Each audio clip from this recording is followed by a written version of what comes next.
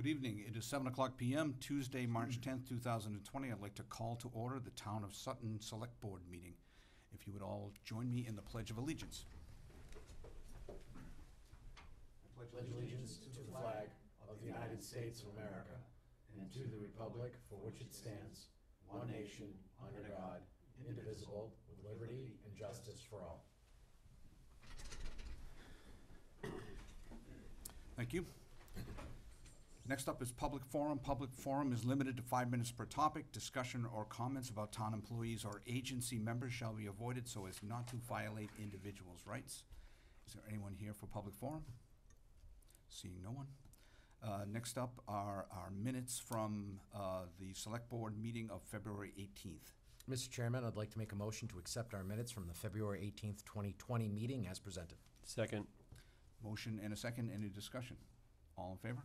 Aye. Passes 4-0. Next up, our Blackstone Valley Chamber of Commerce one-day beer and wine license. Thank you, Mr. Chairman. As you said, Blackstone Valley Chamber of Commerce is looking for a one-day beer and wine license at Valancourt Folk Art for an after-hours event. All the paperwork's in order.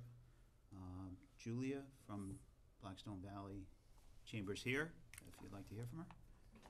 If you could just introduce yourself briefly. I am Julia Juskovich from the Blackstone Valley Chamber of Commerce. Excellent. You want to tell us a little bit about the event? Yep, so it's a program of the Chamber. It's a women's networking event. The program's called the Women's Success Network, and we're just putting together an after-hours networking event. It's in the Manchog Mill. It will not be in Valancourt. It's in the museum section. Okay. Yes.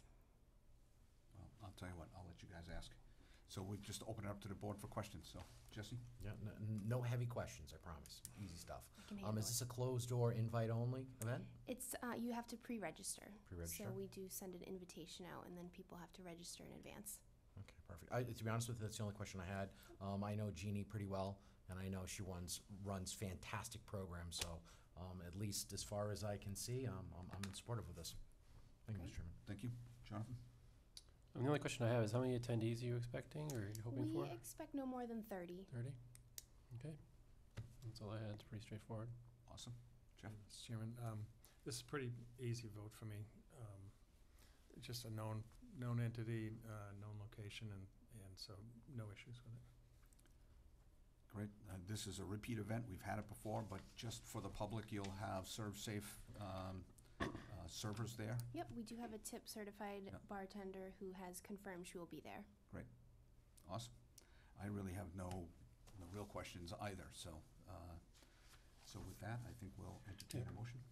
Mr. Chairman, I make a motion to approve the one-day beer and wine special license for Blackstone Valley Chamber of Commerce to be held at, it says Valancourt Folk Art, but it's 9 Main Street, Museum area on Wednesday, April 1st, 2020, between the hours of 4:30 p.m. and 6:30 p.m. Tip certified bartender on site. Second. Motion and a second. Any further discussion? All in favor? Aye. Passes 4-0. Thank you so much for coming up. Thank you. Thank you. That was pretty painless, huh? Pretty painless. Next up is our Complete Street project and Highway Superintendent update. Jim? Thank you, Mr. Chairman. Matt Stencil is here to address the board. It was requested the board to have the highway superintendent attend in an upcoming meeting. He's here to address, the snow and ice situation this year, talk about the street repaving plan for the upcoming year, and also to address the Complete Streets program. So the Complete Street program is a great statewide program. They have already funded the initial design for the 3 options that we have before you. There are additional options that were less credible that we're not presenting to the board. But these are the 3 options that are being presented tonight. All 3, we believe, would be fully funded by this state program.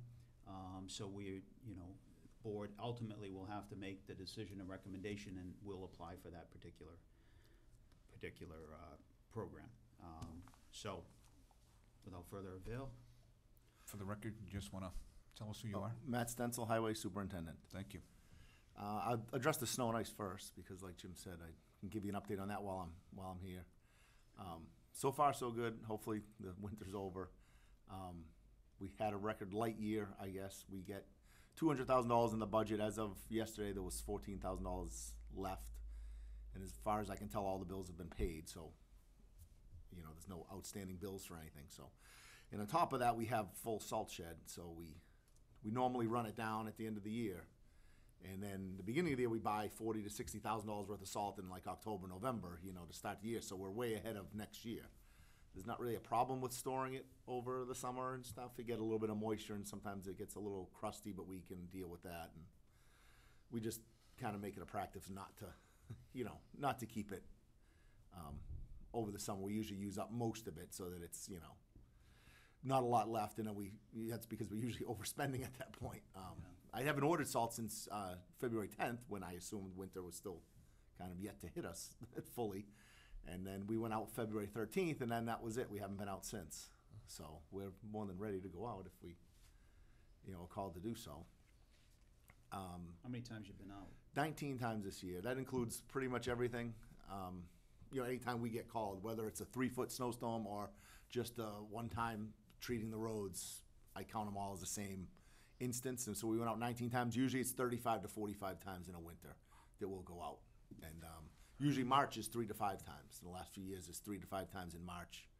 It was March 14th last year. We had a foot and a half of snow or something like that. I think it was 15 inches last March 14th, 15th. So usually having some still now, but the long-term forecast still looks pretty good. So, we'll have to figure out where you want to spend the $14,000. We'll give you back.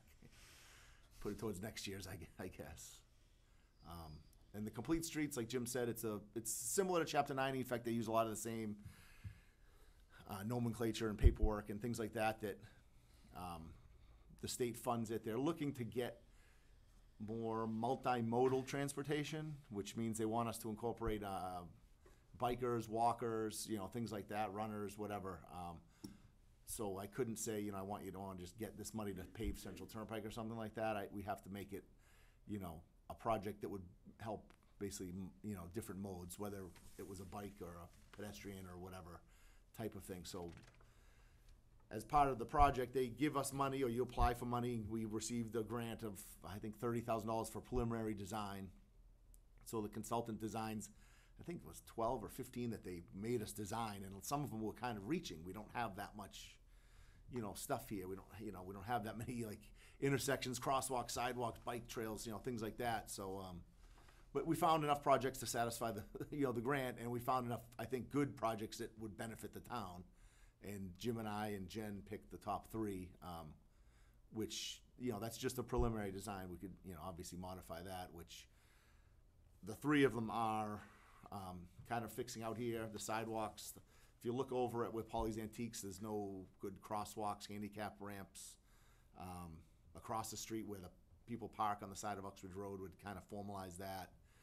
And the crosswalks even out here to Town Hall aren't, there's not handicap ramp to handicap ramp. There's not, so we kind of improve that. The second one's pretty straightforward. It would take the sidewalk from Boston Road all the way to Hutchinson. So it would take it across the whole school property, potentially on both sides, depending on how things worked out and other future projects with the school. We didn't really discuss it with them, whether they would want it or not. And the third project was to improve the pedestrian access to the Huff Road fields. If you've ever been down there during games, I've never really been during games, but it's not a great road crossing situation there. From the parking area that we have, the semi-formal parking area across the street, and it would tie in a sidewalk all the way to the senior center on the same side as the ball fields, which would give just more people in the neighborhood place to walk, and obviously handicap ramp, sidewalk stuff for the for the parking lot. So those are the 3 that we deemed most, beneficial to the town, and they'd be fully funded up to $400,000 anyways for construction. And if there was anything else, we could use Chapter 90 money if we wanted to tie something in there and say pave all of Uxbridge Road because we're doing this, extend the project. We could do that with Chapter 90 if we really wanted to, but the state will reimburse us for all of the, sidewalk work and stuff. A lot of that stuff is actually smaller and more expensive, you know, building concrete handicap ramps, granite curbing and sidewalks, and some of those things cost a lot more than just paving like a mile of road. It's, you know, Right. expensive small stuff sort of a thing. Okay. Is that what you got for now? And in the pavement management program, we're going to, we're gonna obviously do some paving this year. You know, Mantrog Road was kind of left at the end of the list last year. So that's one that's at the top of the list, a stretch of Mantrog, I should say, from where we left off near Lackey all the way to Central Turnpike. The rest of it hasn't really been officially determined. And there's gonna be a bunch of crack sealing again too. Waters Road, I know off the top of my head, is on the, not for crack sealing, for, you know, reconstruction or something, that's on the top of the list too. But basically, that we go through, 5 years ago, they did inspection, we inspected every road and came up with a list and what needed to be done, and then what was the best cost benefit based on a lot of things, like traffic counts and things like that, to say, you know, one road might be the, you know, the worst road in town, but if it's 3 houses on a cul-de-sac, that doesn't necessarily cost benefit to, you know, go and reconstruct that when there's, you know, other more busier roads. So it takes a lot into account. And then we put back into it the work that we do each year. So if the road's a 7 out of 10 or a 70 out of 100, and we crack seal it, and then it goes up to, you know, an 85 or something. So it's a way to kind of keep score and try to improve everything overall. And then this year we'll be going back after the 5th year and re-inspecting everything to, you know, kind of shake up the list again. We don't necessarily go by the exact list of what every road comes up first, kind of by the computer program, because sometimes it just doesn't make sense, and we don't have the money to, you know, to do it. But we certainly go from the top of the list and how we pick the candidates and what needs to be done. The crack sealing generally, like, it's cheap money to get you kind of a lot, so that we can probably tackle all the ones that come up as crack sealing. That we didn't do any last year, but that's because in the years past, we did almost every one that was recommended for that, because it's, you know, like I say, it's short money to go a long way to save the road for a few more years. So we'll be out there doing that, and won't be till April or May that the consultant comes and, like you say, rides them all again and does a full re-inspection like every 5 years. And then I notice you're like just patching kind of year round, right? I mean, Yeah, that's, I mean, just kind of saving as much as we can, you know, because any of the potholes, big or small, we didn't have a huge, well, not just winter, it's not just the snow. Sometimes the real cold and big snow doesn't really bother us as much as the potholes. It's the freezing, thawing type of thing, and melting and refreezing. Yeah. It wasn't too bad this year, but everything that we fill, it's just to try to hold off on that getting, you know, more water in there and becoming a bigger hole, a bigger problem, and, you know. So yeah, that's kind of an all year round type of thing that we try to, you know, stop the bleeding, so to speak, with, you know, with the small patching. okay. Jesse, questions? Yeah, thank you, Mr. Chairman. Matt, welcome. Thank you. Do have a couple of questions, nothing big, because I started writing stuff down, and as I was making my list, you kept checking it off. You'd mention it, and so it was a little frustrating, but again, That's all right. it's a Sorry. great presentation on your part. I just like asking questions, you know how it is. I do have one question. Let's go through the sequence. All right, in terms of all of the plans, I understand obviously that we have a right-of-way from the center of the road on all these streets in question. Are there any points where there may be issues in terms of having to do takings? I don't think so, no, we tried to stay away from that, it just slows things down and complicates things, so. Right, because obviously you No, have we- to get the consent of the homeowner. or whatever, Right, but, yeah. right, and we didn't have every single one surveyed yet either, you know what I mean, so that's kind of further down the line, but from what we know, without getting out there with the survey guy, you know, paying the Everything survey is at guys, least still within our. everything seems to be within our right of ways, so. All right, I do have a specific question about the Uxbridge Road, Boston Road, right out near the common here. Is the green bar that I can see on here, is that a reconstruction of the grass, and the gray would be the sidewalk? I'm not sure, I'd have to look at it.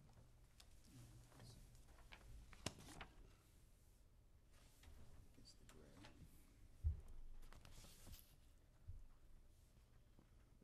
So there's the green bar that goes Yeah. in along the common side. Yeah, I think the gray is the sidewalk, and I think the green is the parking. I'm not really sure how they, Well, it looks like there's finally Or the marked the gray is the parking, and then the green is just approximately how much wider is Uxbridge Road gonna have to be made right here in front of Town Hall to on the other accommodate side or on that? this side? Well, I'm assuming, which way is it gonna go? Is it gonna go Well, toward the we'd building? or- reconstruct this side, this sidewalk too. Yeah. Just because it's, not in great condition. Right, I think we'd be able to fit that in the budget. And the other side, we wouldn't touch the benches. So if you go out there now, basically where people park, where it's dirt now because the people parking there, that's the area of Uxbridge Road. The common doesn't really start until you get to the benches. and it's the area that you had to fill in with grindings in order Yes. to make it a Yeah, little more because accommodating, the mud. The more people parking on it, the more it was getting worse and worse. So we didn't really have a lot of choice. We had to do something. No, to it makes sense, because keep it ultimately, from getting worse. But that's the area. It wouldn't be going off of the Uxbridge Road layout. Same as the other Boston Road job wouldn't be going off the Boston Road layout. It would just be staying in the road curb layout and lines, bringing the curb close to the edge of the road layout. But it wouldn't really be impacting any of the common area or on this side either, or the town hall area. That's a little more straightforward. It would probably be straightening it out and redoing the sidewalk. Right. Yeah, no, that makes sense, But yeah, the gray is the sidewalk. So I'm assuming, because you'd mentioned concrete ramps for handicap access, granite curbing, would the sidewalks themselves also be concrete? Yes, yep. Goofy off-the-wall question, do you have like a cement mixer for maintenance?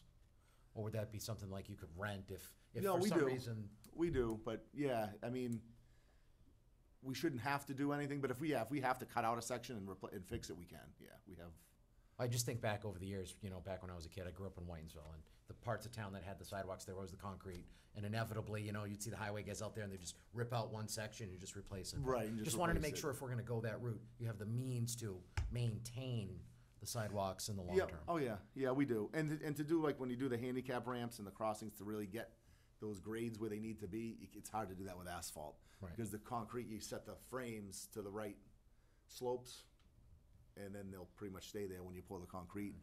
To rake asphalt and get the right slope, it's harder. Plus you would have different thicknesses and. Yeah, so you did, if we did do, asphalt, that whole area where the crosswalk would be and the handicap ramps would have to be concrete, so then you'd just be going between the two, and Okay. the concrete would be, the better idea. It could be changed because of budget and stuff too. I Right, mean, right.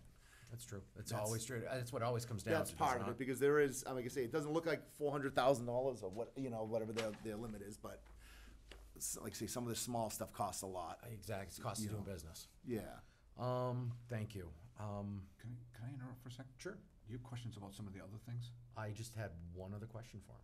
But Okay. you're the chairman, so be my Well, I was guest. just gonna suggest to the board, since we have to vote on this particular Oh, do you thing, wanna maybe- just- Maybe we should just All right, have we'll a just stick on discussion this, about yeah. that thing and then come back to the other stuff. That's fair. That's good. That makes sense.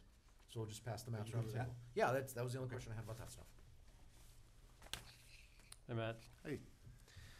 I just have a question on the Boston Road with a sidewalk going all the way down to Hutchinson Road. So that would be very similar to the sidewalks that's there now, is just continue all the way down. Yes, except for we probably put concrete where wherever the crossings are. Wherever they- Crossings are? Yeah, and I don't believe we moved, we'd probably add one, maybe a crosswalk, further down. We had talked about, this is a preliminary design, but we kind of went for more, I should say, on the preliminary design, so we'd say maybe put it on both sides, so add one on the school side. But again, we didn't even, discuss it with the school or anything yet, which is kind of preliminary. But we just kind of threw that on there to try to get more, potential. So we could probably put another crossing in, that would be concrete, and the rest would be, very similar to what's there.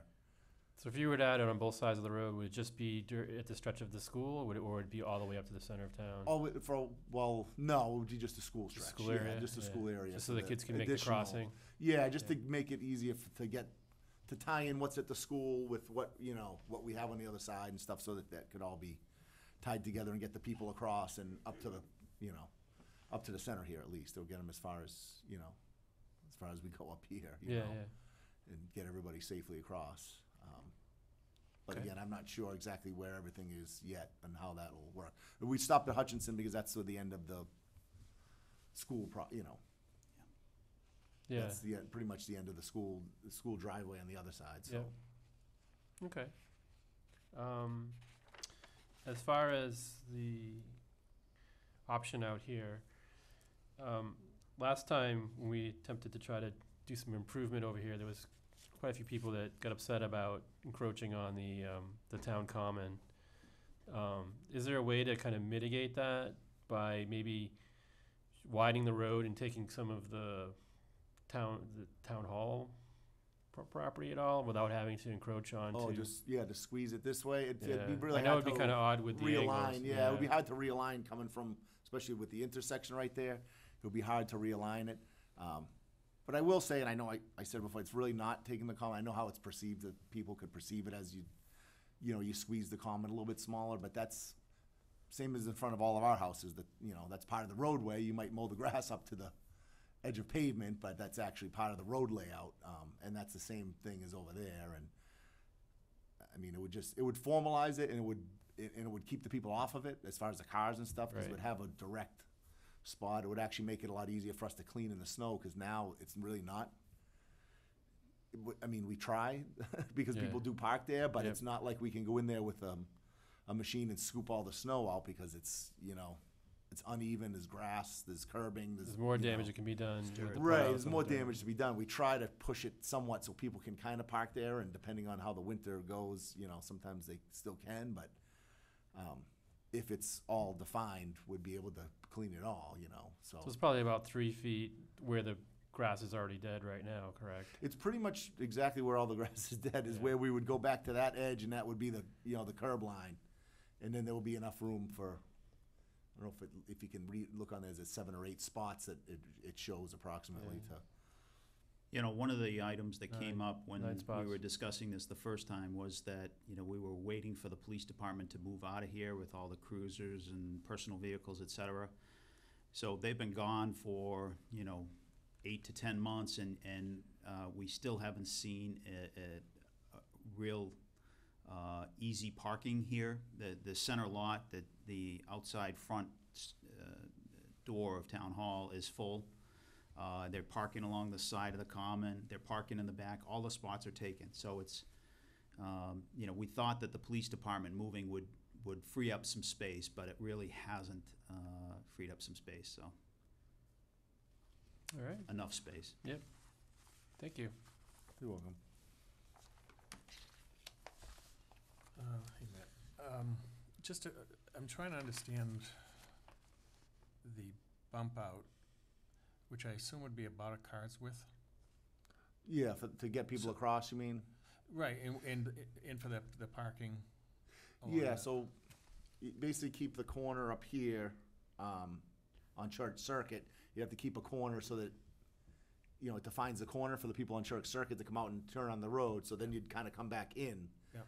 and go along. And then there's another one for the crosswalk, because then, like right now, the crosswalk goes like directly into, it could go into someone's car. You know what I Right, mean? yep. They could be parked right there. So that would be a defined landing space for the pedestrians to go to the cars. So it takes up a spot, but So the distance, what would the distance between the two bump outs on either side be? Would it be narrowing the existing roadway, what we have out here? you mean the travel lane? Yeah. I didn't measure it, but maybe by a little bit, yeah. It could Okay. be by a little bit. But if people are parked not fully, which a lot of times they fully get up on the curb, Right. if they're partially on and off, that's kind of the same spot of where it would be.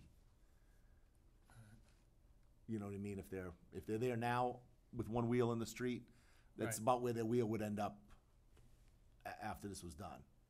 So Oh, coming okay. up Uxbridge Road, it wouldn't really change much. Okay, all right. Does that present any problems with snow clearing or anything like that with the plows? No, it's just it's just like now we kind of try to do it. It's an unofficial parking spot as it is, so it's kind of like if we can get to it and do it, and it's hard to do anyway, but Or just the bump once out it's the done way and it's the- formal, we'd have to clear it for sure, because that's, and then it becomes relied upon as, Yep. legitimate parking spaces, just like the rest of them, so we'd be, we'd have to focus a little bit more on it. Yeah, I just didn't know what kind of difficulties that, with that bump out, if when you're plowing, you gotta go around it and, Well, it would be something that would come back to, yeah. afterwards. Come And back we, to. we snow blow that sidewalk anyway, and we would just have, the fire department or the custodian that's doing that work go across the street and clear that area as well. Yeah, we would Nice. probably have to focus on it with one of the bucket machines after, depending on how much snow we get, because like a big truck does Uxbridge Road, so he can only do so much with a, Right. 11-foot plow, and he would just clear the spots, but leave the snow, but we'd have to do more with, like I say, with the loader or the, small skid steer or tractor or something, and or the snow blower if it was a smaller amount, Right. All right, if I can, I'm just gonna recover what Jeff just did to make sure I got it right. So I guess that was my concern too, was it looks like, the way this is drawn, it just felt like we were squeezing the road quite a bit with the parking. But you think that if you go look at my truck right now, I'm parked like one tire in the roadway? That's and approximately about where the parking spot would be anyway. right. So we're really not losing much of a travel lane based on. No, there's still enough room for the travel lanes. The engineers that drew it up obviously know it's like 11-foot travel lanes or whatever average travel lane is still there. There's still enough room for it all. It's all. Okay. Yeah, they're saying 10-foot travel lane, so. Yeah, 10-foot, I mean, it's a narrow road, we know that, it is today. Yeah, and it's obviously more narrow depending on how people park. If we had it formalized, people would more likely park a little bit more aligned, Yeah, because you Yeah, could for sure. just get one wheel on that curb and be parked there, or some people go all the way up on the curb, if it was marked, people would probably try to anyways, get in the lanes and, park in the right spot. and, to Jonathan's point, I recall when we tried to do similar kind of work in the past, and there was some concerns about sort of eating into the common. And I have to say, like, my thought then, and I sort of feel that about this plan, is this actually improves the common, to my point of view. Because, as you say, we're not taking any land that is truly common land now, but what we are doing is cleaning it up. When I walk out there now, and there's no sidewalk, and everybody's driven over that edge, it's beat up and it's not clean, it's not nice looking, and this would, Right. to me, this is an improvement to that area. Right, I think so And we use too. pavement grindings to kind of fill potholes over there. It's an ugly situation. Yeah, I mean, to me, this is, of the three projects, I'm more interested in this one than the others, and that part of it is to address safety concerns and because there's a lot of pedestrian traffic in that area, and to clean up the common in Town Hall.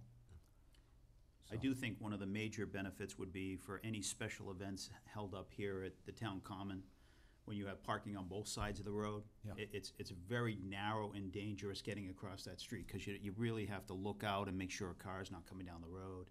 If those cars are parked off the road into,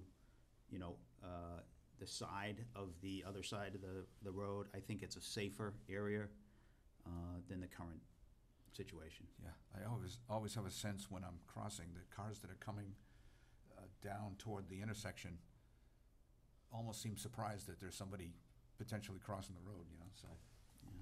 Yeah. I had one other question, which escapes me just now. Is there any reason that you favor one project over another? No, I mean, same as you, I see the common every day, and it's, the edge of the common is, it's kind of an eyesore for what it is, and it's kind of hard for us to really do anything with it to make it look better, I think if it's full of cars, you don't notice it as much, but like, when you come by and there's no cars there, it looks poor, just a poor representation. So certainly that would, be an improvement, and I can see from being here and a lot of pedestrians around here, there's not great ways to cross. A lot of the library visitors go across, and then the library goes across with the kids themselves. And there is a crosswalk painted, but like I said, there's no landing for the crosswalk on the other side. So it's kind of, tricky. And if you look at the four-way down here, I don't know that we can fit everything we want to fit there to get everybody across there, because it's a little squeezed for space, but there's not really, the crosswalks aren't really aligned great, the intersection and stuff, so. And there's quite a few people that walk either from here to the center store and, back and forth into the common, and the kids come up after school and go to the store or go down to the soccer fields or whatever, and it's just not all lined right, and it's kind of the busiest thing. But that being said, I know that I've heard personally from people that would love to have the sidewalk extended, more for recreational purposes actually, but on Boston Road, because there's a lot of people that walk out there, I you guess know, that on the was gonna be my sidewalk. question. I mean, all of these really are intended, I think, to be safety improvements. Yeah. But it's good to hear that. I really had not heard a lot of issues with safety. Obviously, there's a lot of pedestrians and school kids up by the school. But despite that, I hadn't really heard a lot about safety issues up there. I don't know if anybody has No, heard differently. to be honest, the more I hear about the extending Boston Road, it's more from the recreational walkers. You know, there's a lot of, Yep. we have quite a few that use this because they call us if we don't get there with the snow right away. And, you know, we don't have a lot of places in town to walk, you know, really that safely. So that's kind of almost more of that type of project where, but also the kids do leave school and, Yeah. you know, that would catch them sooner and a little bit safer and easier, you know. And the Huff Road, I'm not down there usually during busy games, but I can imagine what it's like with the different fields and the people everywhere, and it was just kind of put together. It wasn't really planned. I just feel like the planned crossing out. down there is sort of on a side road, and it's Yeah, it's a little quieter, and it's You know, very one seasonal. other thing, Mr. Chairman, this isn't, you know, we make the decision and we go with this one project. We apply for one, if we get the funding, we complete that project, we can always apply for another one. That was my next Another year question. down the Are we done? line, we would like to apply again. It's an open program right Right. now, so. Great, that's good news. All right, any other questions? Yes, I have a question on the Uxbridge Road project again. So you're talking about, I just want to understand the sidewalk. So when you've got the parking, which will extend probably, you know, a few feet over into, on the other side of the curb, then you've got a 4-foot sidewalk. Is that going, like, I'm just trying to be conscious of, like, I know that people are really see the center, the common is kind of like really important ground for the Right. town. And so just trying to be sensitive that we're really careful about, Well, we would treat it the same as Careful like, to not same as if it encroach was too a, far. you know, and any other abutter. You know, would have it surveyed and stuff before we went to the final plans, and, you know, we'd delineate what's Uxbridge Road and what's the common, and if we were going to have to, you know, go farther than Uxbridge Road, we'd be back here to talk to you guys about that, because that's not, you know, it's not something we intend based on, you know, looking at the drawings and stuff in the office, you Yeah. know, so it seems as though we have enough room on Uxbridge Road to do what we need to do. But it would be the same, I mean, it would be the same on Boston Road if we thought we needed somebody's, you know, someone else's land. Just because the town owns it's no different. We'd still right. have to ask for permission and see, you know. So right now, Or you're amend the you're plans. projecting, without doing any measurements, right? Obviously, we haven't done that yet, but you're projecting that it'll go, like, the sidewalk will end right about where the dirt is, Yeah, and behind where the the benches. dirt now is, Yeah. ends, when the Yeah, grass benches- picks up. Benches will be preserved. No, Yeah. we're not gonna touch the benches. Yeah. I think to that point, I think one of the key things that we need to do as a board is if that's the project we adopt, we have to support it fully. Because I was here at the last time it was brought up, and that was one of the things that we did not do. But I think if this is the way we do it, we just have to send a strong message that we're trying to support the revitalization, if you will, of the common in terms of preservation. So it's not that we're trying to disrupt, we're just trying to preserve it, because what we're doing now, we're only killing it. Yeah, I agree. Yeah, I'm just trying to make sure that because I know there was a lot of concern about it last time, so. Right, and That that's wasn't like I on the say, we're board just then, looking but I at the know. plans and the drawings and stuff, and that's where we think we are, but after we get the official survey done, we'd know for sure, Mhm. you know, that have enough room to do everything that we do before we start breaking ground, so it wouldn't be, or if it did have to, it would come back or would amend the plans one way or the other.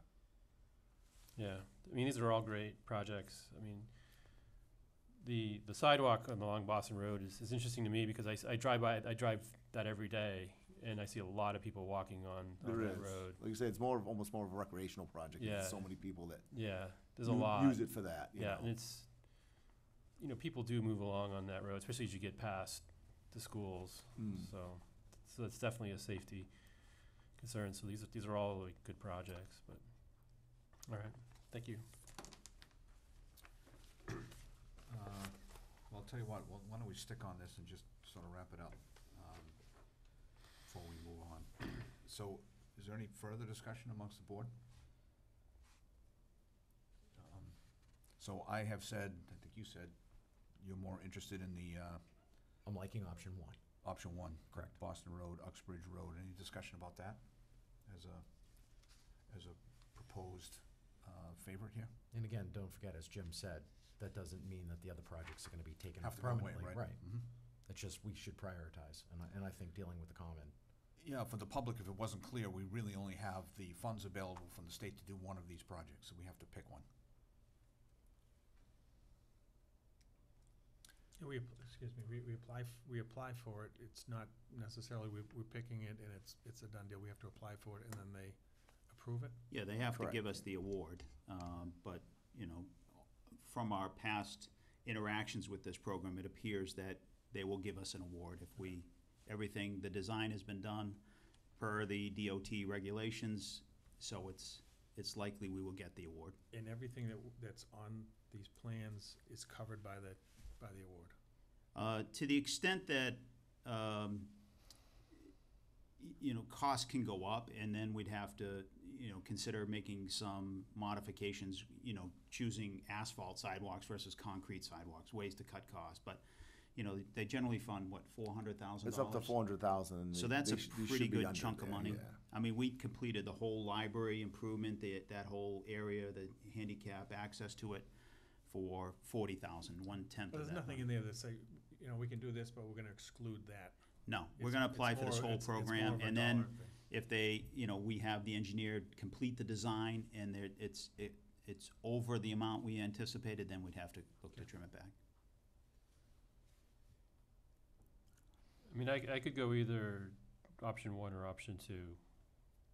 I like option two as well because people do use those sidewalks, and it's pretty heavily used. And I think extending it down Hutchinson Road would be definitely a safety improvement. Excuse me. Your thoughts, Jeff? They're all worthwhile projects. I think most in favor of option one, because I do think that the way it looks now, like you said, when there are no cars there or when there are cars there, it just needs to be cleaned up, in my view. So I like option one. I think it presents well, the way it is today. Well, that sounds to me like we've got 3.5 votes for option one, so, so why don't we go with that with a motion? Mr. Chairman, I'd like to make a motion to approve option one, Boston Road, Uxbridge Road, for a Mass DOT Complete Street funding project. I'll second that. There's a motion and a second. Any further discussion? I'd just like to make a comment. I just really want to make sure that we're really careful to minimize the amount of impact to the common. I do think that this makes sense because of just the condition that it is in now. But I just want to make sure that we kind of preserve the integrity of that. It's kind of like it's a historic asset to the town, and Right. that's just my main concern, and the concerns that people have expressed to me in the past about it. So that's my only concern, and I think right now it's pretty rustic. I think that's what people like about it, and so I think as we think about the design is to maybe keep that in mind. But I do believe right now the way that it looks with the just the dirt there and the constant wear and the ruts and all that, I think doesn't look that great either. So I just want to make that statement that I can support this, but I just want to make sure that we're kind of paying homage to the fact that it's kind of a rustic space, and if we can kind of minimize the clean edges that we could possibly carve out. Yeah, we can work that into the design. Yeah, that's what I would ask, is that we be conscious of that from Yeah. a historic standpoint. But I do believe that this needs to be improved. Great. All set? Yep. So we have a motion and a second. All in favor? Aye. Passes 4-0. Now we're gonna go back to the other things on your update then, if Okay. that's okay. Jesse, back Yeah, to you. I do, and the funny thing is, I just had a couple of quick ones. Lynch, at the end of the last paving season, I know they didn't have a chance to finish all the work that they were doing. Do you have an estimate in terms of when they're going to be coming back to town? 'Cause I know they had some work on Central Turnpike, I Yeah. think down on Providence Road.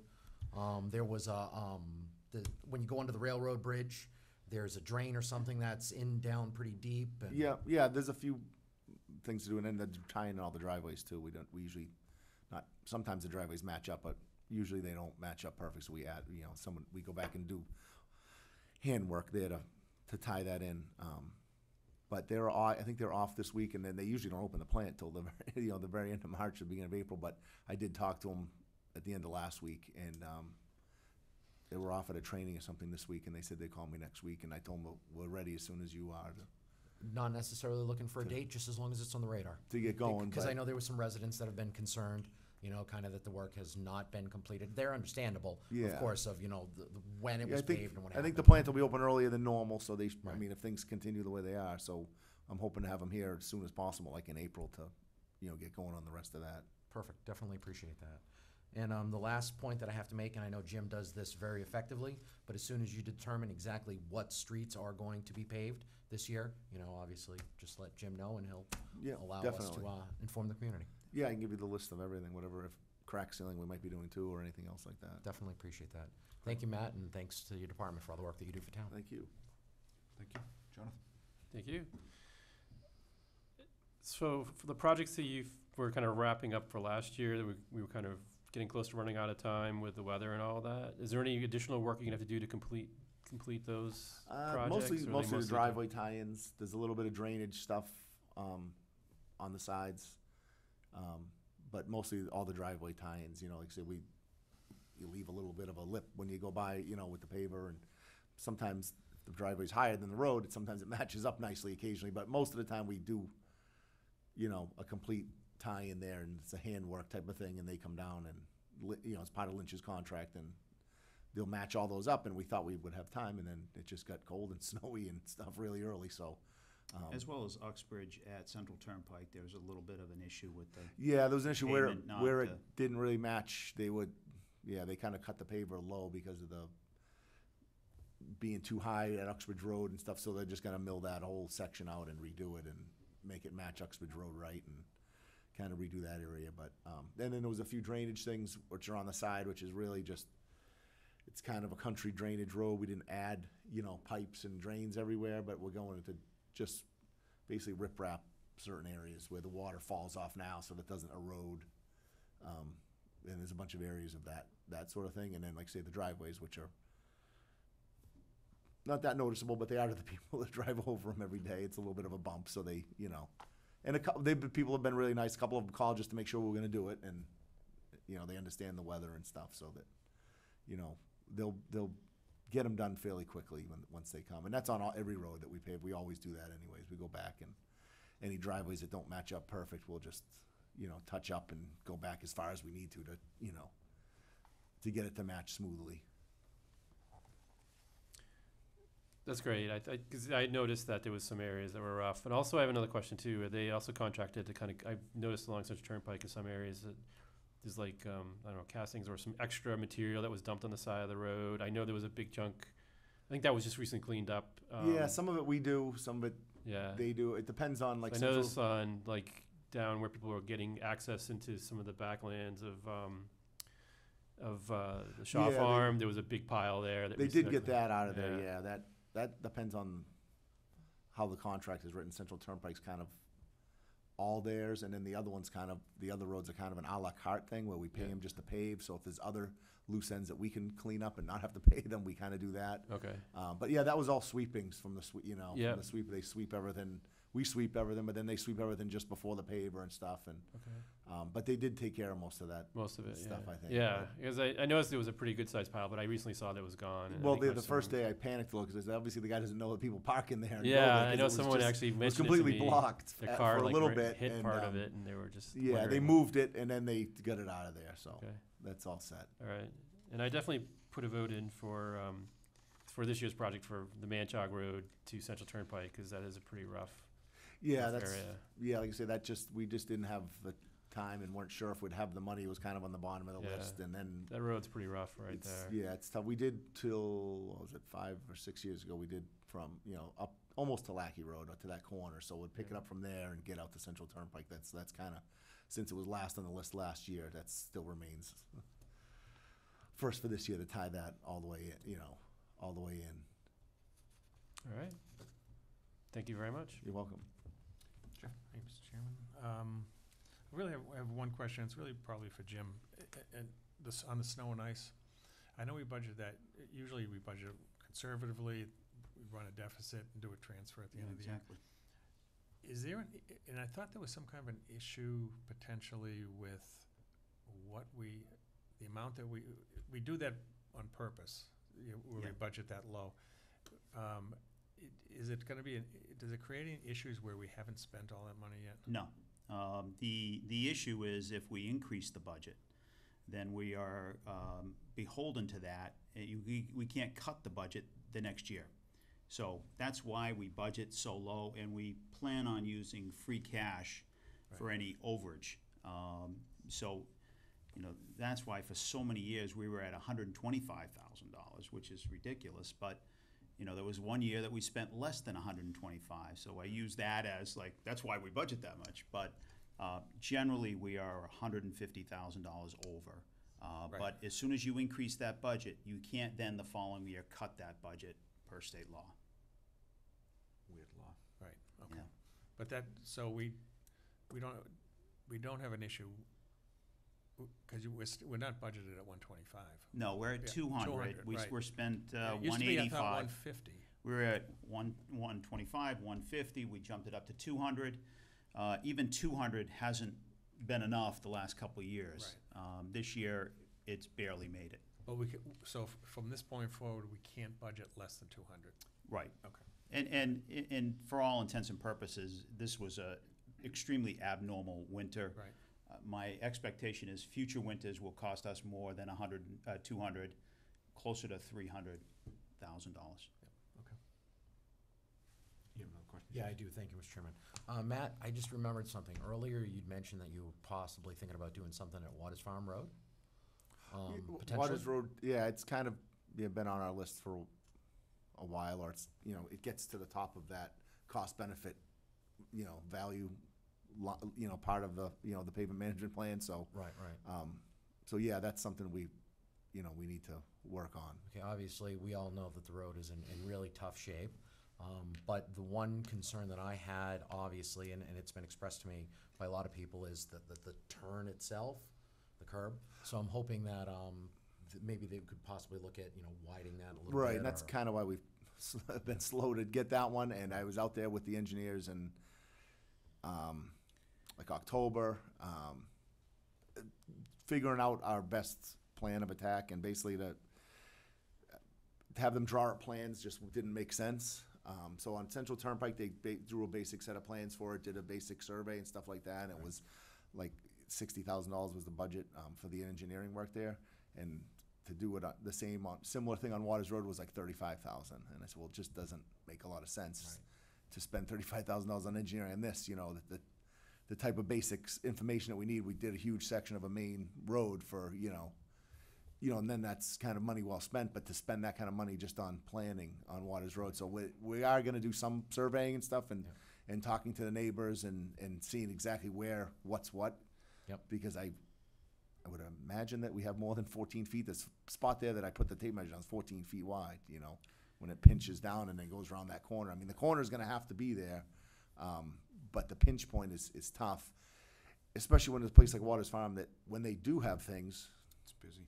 it's busy coming and going. So if you went up there right now, you wouldn't run into anybody. But when you go there, or the times they have events, you will run into people. So we are going to try to address that, and that's kind of why we haven't yet, is because we're trying to figure out exactly what to do there, but we will figure that out this year. Yeah, I just like the fact that it's on the radar, because I know in speaking to the committee, I know they're trying to bring in bigger events, and obviously that choke point is always an issue. So yeah. I'm just very happy to hear that you're giving it some serious look. Thank you. You're welcome. So, similar line of question. Last year, we did all of that work on Central Turnpike. And for the benefit of our viewers, you have that pavement management plan, and, there's, I don't know how many inputs that go into determining, or factors that it looks at to determine which things come up to be done. But you mentioned earlier tonight that just because something gets to the top of the list doesn't mean that it automatically gets selected, that there's other factors that go into that. Well, like Central Turnpike was on the top of the list for like 1.6 million to go from, the highway to Oxford or whatever. So it's like, well, we don't have, we can't necessarily do all that and do it all right now. So just jump there for 1 sec. So Central Turnpike had been on the list for some period of time. And Yes. we deferred working on it because of some of the reasons you're talking about. Yeah, so basically just based on scale. Yep. One of the top things was a couple of roads, like I want to say Douglas Road was one of them. For crack sealing, that came up to the top because it was like, all right, you're going to spend $800 crack sealing this road and bring it from a 70 to an 85 or something. That's a good spending of $800. So certain things, and then the other one was because Central Turnpike, that's near the top of the list, but it's for $1.5 million. So it's kind of, like say how the cost benefit figures out. It's easy to just say, okay, we'll add that one to the crack sealing list and we'll get that off the top, near the top of the top of the list. But it's not as easy to say, So we Put a obviously couple as a million board in. decided to put some extra funding in specifically, essentially for Central Turnpike last Right. year. But what would you do if that money didn't become available? Sooner or later, you gotta deal with something like Central Turnpike because it was such a, it was at the point where it was becoming a safety issue, right? Right. So- Well, I mean, if we had to without enough money, we'd just have to do what we can do with, lesser paving strategies, which just won't last as long. There's a lot of different things that you can do, and they're of different, lifespans. But, So- ultimately, we get $450,000 in Chapter 90 funds on an annual basis. We would combine a couple years of Chapter 90 funds to do a small segment. Yep. Probably the segment we just completed, but that would prevent us from doing other roads in town. So that would have really set us back on all the rest of the pavement management plan. Yeah, so one of the issues that Matt's facing is that the roads have a lifespan, and, essentially the money we're getting from the state for Chapter 90 money wasn't enough money to be able to do all of the work necessary to keep the roads within their lifespan. We were sort of coding out, if you will, which is, No, I think. yeah, right. We're Speaking for going this board- backwards on an annual basis. Yeah. Right, so the revenues. plan will show us a score, an average score, and it was 69, now it's 66, and we put all the, Chapter 90 money in plus 600,000, I sort of have it tuned in that it's probably about 800,000 or so each year, and we could probably maybe keep our head above water, money-wise, to put into it to keep our average score, the same. Because like Jim said, if we skipped a year to do this work on Central Turnpike and we put 2 years worth into that, everything else gets thrown back into the computer, has 2 more years of age on it. And so that 2 mile stretch is much improved and goes from, a 60 to a 95, and then But 93 other miles of road don't if you do think about anything the but get other 2 years things- older, Think so. about the other things that did get paved this year, and they wouldn't have been paved, and they would have just been that much further down the road, so, no pun intended. Go ahead. Could I have another so based on what you've talked about, and you have this list and you're trying to maintain it, and we know the money we get every year, and last year we threw in extra money through, funding it ourselves. To maintain and kind of keep par, because we're probably going back, as we just talked about, like, how much money would we need to spend every year to, like, My rough estimate, or from, doing it each year and seeing how the scores change, is, probably like 800,000. 800,000 is what we would, I mean, just to kind of maintain and not kind of get ahead? right, because like I say, if we worked on, like last year, I don't remember, we worked on, we didn't do any crack sealing, which does do a lot of miles of road cheaply. We didn't have to do any because we had done so much. But the paving, if we did say 6 miles, we have 95 miles, it's 89 miles, it didn't get much. We did some chip seals too, actually, so for a couple miles, so say we did 8 miles and out of 95, but then 87 miles just got 1 year older, so if they were a 50, now they're a 48 and a half or whatever, whatever they tick back just with 1 more year of age. So many of them tick back, a couple of points that the 8 miles that you improved, that jumped up a lot, it's hard to offset that, numbers-wise, it's just hard to offset that. What's the typical amount we get for Chapter 90 every year? 466 is this year, but it's roughly 450 every year. So. That's something- just, something so akin the to 800 half, is just to maintain. just to maintain. Yeah, so what would you think you would need just like to kind of not wildly get ahead, but just get ahead at a rate that you feel would be comfortable? What would that Well, be? yeah, like another 600,000 or something on top of what the Chapter 90 money does. That would, It's a million plus. Yeah, it's know. $1 million plus.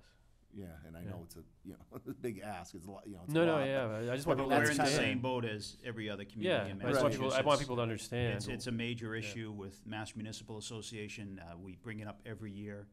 Right now, we're asking for 300 million. Right now, the governor has awarded us 200 million as part of the Bond Act, but every community is going backwards Yep. without supplementing it in some way. Absolutely. It's another thing on the list of things where the state is essentially saying, it's up to you, Yep. And they also add to the cost too, because they mandate with prevailing wage, so they artificially inflate. Mhm. So it's frustrating. When we're the third most expensive state per mile of road work, I think, in the Oh, country. I would assume, we have to Yeah. be way up there. We Yeah, pay, so we're either second or third. yeah, we pay, I see the payrolls because they have to certify payrolls, and they get paid very well. I mean, I think a lot of those, like, companies like Lynch do it on, that's what they do, so it's kind of normal for them, but, yeah, it's a good paying job to be on the back of the paver. So just one last thing very quickly, and again, just highlighting this for the public, right? That we had a $200,000 budget this year, and this year, we still spent $185,000. Now, as you said, we have $50,000 of inventory that we Most probably likely wouldn't will have. be there next year, yeah, Yeah. so. So, kind of a half-serious question. In bad winters, sometimes I remember like there'd be a shortage of salt materials. Yeah. This year, there must be an overage of salt materials. Does Yeah, it- well, usually, we don't have a big salt shed. We have like 450 tons that we can hold, and we use about 2,400 tons. A lot of towns like Millbury and Auburn, they have 1,600 tons they hold. So they don't have to worry about ordering too much. So I order a lot. Like, as soon as I call the guys, I call the salt company sometimes in the middle of the night and say, add a few more loads. And because generally there's a lag, and there was no lag. There was times I tried to wait because I don't want it showing up like on a Saturday, so I would wait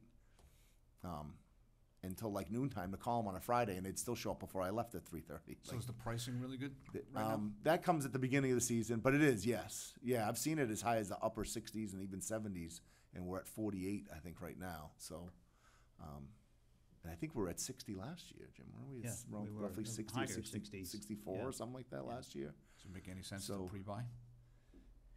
Problem is storage. Storage I is, mean, where are you gonna store it?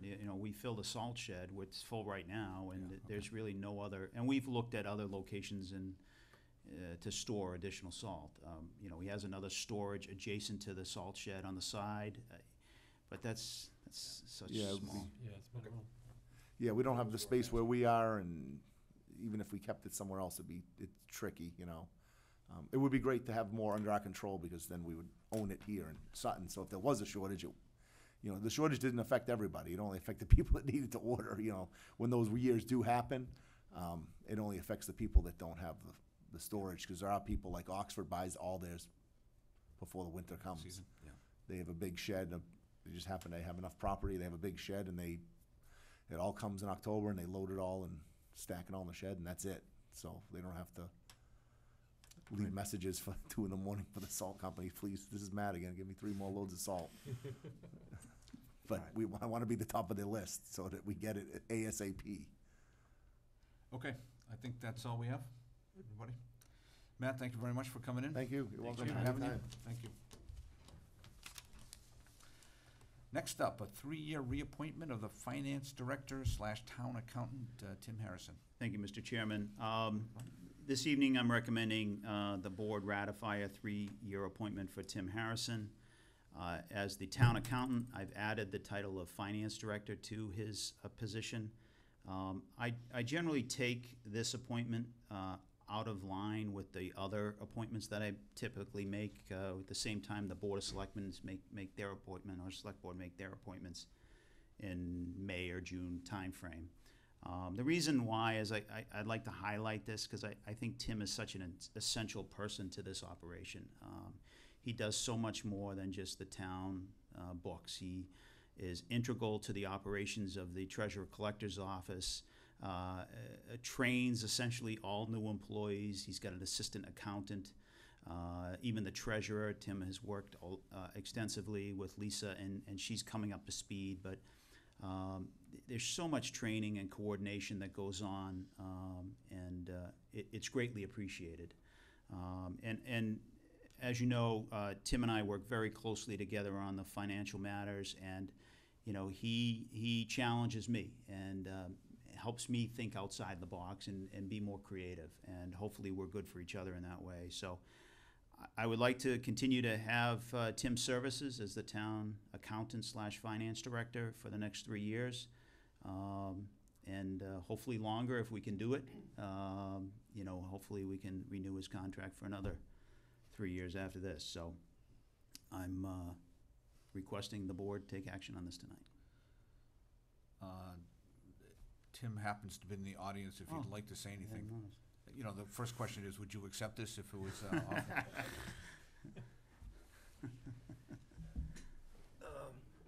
Yeah, I could say a couple things. First thing is, I want to thank Jim and the board for, by taking this vote, showing your continued faith in my financial abilities. I'm honored by the appointment or designation of finance director. Be the first finance director for the town of Sutton. As Jim said, there's a lot that goes on besides just doing the accounting work.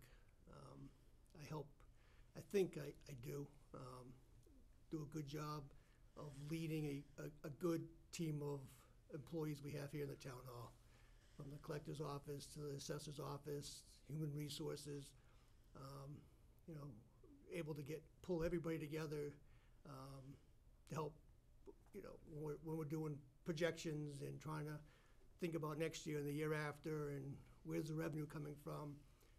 Everybody helps pitch in to give us the information we need to be able to put it on paper and run those spreadsheets that you guys love to see me do. Yeah, I can't thank all the employees here enough for the hard work they do too. It all trickles down. It starts with you guys, to Jim to me, and then all the departments below me that pitch in, and we all work together. We're one big team.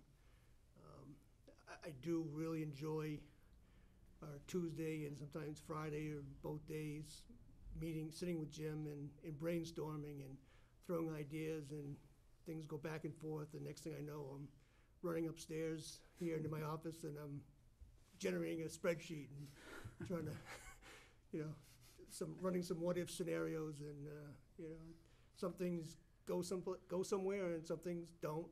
They go back to Jim and we talk about it, and it dies right there. Okay, yeah, it was an idea, it didn't work, but some of them do, and I think we make a good team, and I've enjoyed it, and look forward to the next 3 years.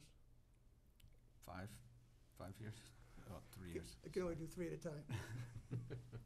Thank you. Thank you very much, Tim. Jesse? Thank you, Mr. Chairman. Tim, I'm going to give you a preemptive congratulations. Thank you. I'll be admitted, on this side of the table, the money expert is definitely not present. But I think back of just the education that I've gotten in my time on the board due to your stewardship of, economic issues that face town hall. I think of the audits that we've been presented as a board over the years. And all of the things that were highlighted or touched upon were just little minute things. But they always said everything reconciled. Everything was there, everything was present, and it was presented to them in a way that made sense. That's because of your hard work. Our bond rating, AA+. I know when our former colleague, John Hebert, was here, that was just like the icing on the cake. But to me, I look back and think of how was that achieved. I know Jim and you both worked hard to earn that rating, but if it wasn't for your forecasting, your spreadsheets, it would have been unattainable. I think of strategies involving paying off capital items over aggressively. Ultimately, we're saving the taxpayers' money by paying up front as much as we can to cut things off the backside. consistent conservative budgets. You know, doesn't take much to look in the news and you hear about towns running into shortfalls because they didn't have the foresight to recognize it's good today, but what's going to happen tomorrow? And you touched upon that earlier. And last thing, the implementation of the 5-year budgeting forecast, that is just enlightening because I think just the education when Jim does the budget presentations based a lot on your hard work, you know, the community is brought up to speed. You know, this is an open town hall. We're trying to do our best to be completely transparent so that way, you know, hopefully it's not going to happen. But if that day comes, it's not going to be a surprise and it's all due to your hard work. So from the bottom of my heart, thank you for everything you do to the town. And Mr. Chairman, I'd like to announce that I fully support this motion. I was a little surprised by that, but. I know, I know. I didn't mean to throw a curveball out there, but. Jonathan. Thank you, Mr. Chairman. Tim, I agree with Jesse wholeheartedly. I think you and Jim make a great team. I really appreciate the conservative nature in which you manage, our budget. I think it's really important. I think one of the things that I'm most appreciative of is that we're not kind of in this boom bust cycle like we used to have when we had good years and we had bad years. We had to start cutting people. I think we've leveled that out by the conservative strategies that you've put into place. And you look for every way to deal with all the different challenges we have, like healthcare and, healthcare, and then, having to deal with the unknown of some of the Voc schools and, the costs there. And I just think that, your management of that has allowed us to kind of keep things fairly flat and keep it moving and deal with things as we need to and have money so that when we do have these emergencies that come up that we have the money to deal with it. Or like with the example of the Waters Farm, like that was something we were able to do where in the past, we would have had to borrow money.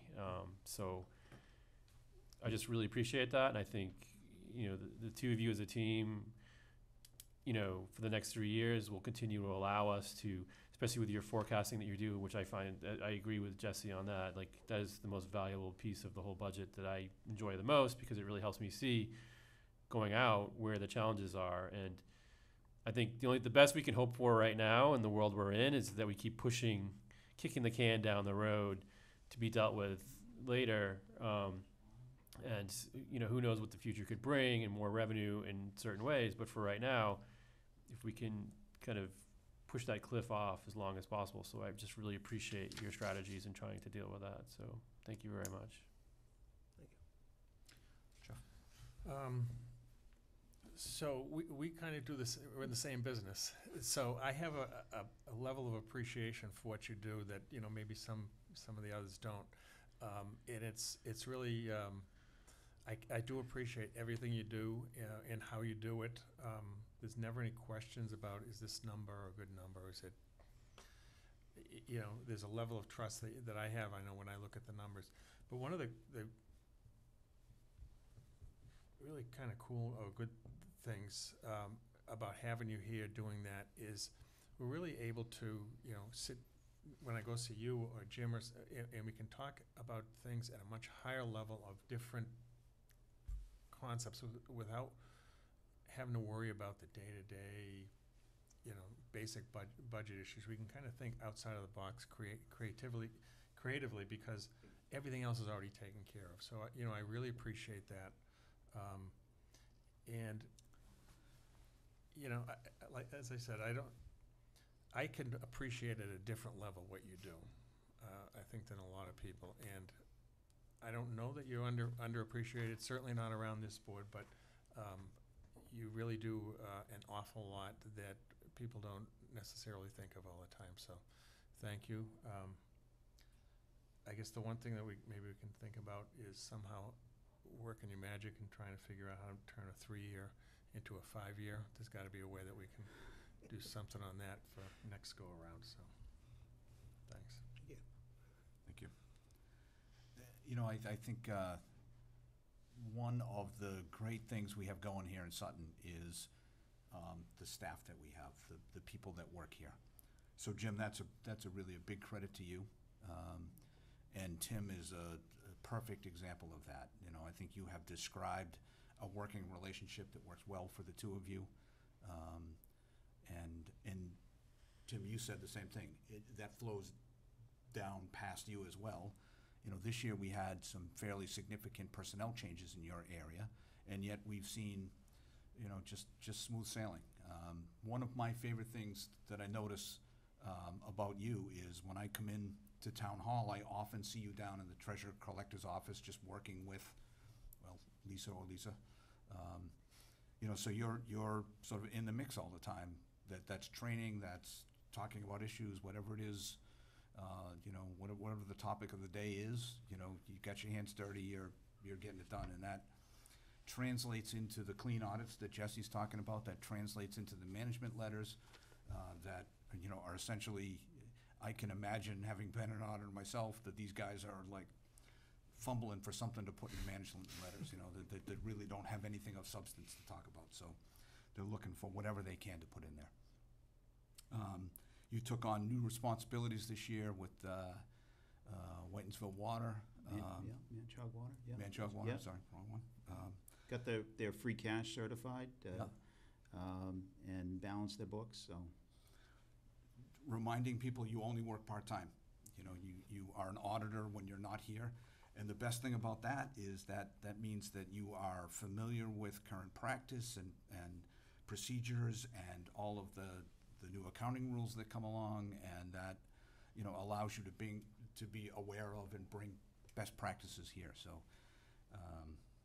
you know, I think you've heard it from everybody here. The town just benefits greatly from having you here. You're easy to work with. You're a pleasure to work with. Creative, and for those of us that like spreadsheets, all the better. So it's an easy one. Thank you. Thank Appreciate you. everything that you do. If I could just say one more thing. Thank you for all your wonderful feedback and compliments. I think a lot of what you said really belongs to Jim. You know, a lot of what goes on is Jim, and I work with him on those things, so he really deserves a lot of the credit. If you keep talking about, you know, if we can get you to 5 years, I think the next most important thing is to get Jim past this. I think he's got maybe 1 year left in his contract. I think we need to extend that contract for 3 more years. Get it lined up with mine. Great, so we can both go out together, right? Just what people don't want to hear. I don't want to work with anybody else besides Jim either. What we're trying to do is get you both extended beyond our term. Yes. Well, thank you Thank you. very much, Tim. We appreciate that. So I think we have a motion someplace. Mr. Chairman, I'd like to make a motion to approve the 3-year reappointment of Tim Harrison as Finance Director, Town Accountant for the Town of Sutton, effective July 1st, 2020 through June 30th, 2033? No, 23. Second. Motion and a second. Any further discussion? All in favor? Aye. That's 4-0. Thanks, Tim. Don't go anywhere. You might not need to go far away here, so. Yeah. Next up is our updated stabilization fund policy, Jim. Thank you, Mr. Chairman. Real briefly, last time we updated this was 5 years ago, and I figured, you know, looking at all the policies on a regular basis, I think this one needs to be tweaked a little bit. Not significant changes, but there are a few changes that we'd like to make, you know. So let me just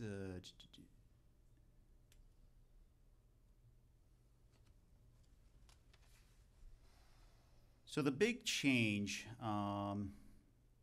is utilization of this fund once it reaches the goal of 8% of the operating budget minus the debt exclusion debt, which is generally about, well, it depends upon what the budget is and the debt exclusion debt, but right now it's probably about $2.4, $2.5 million.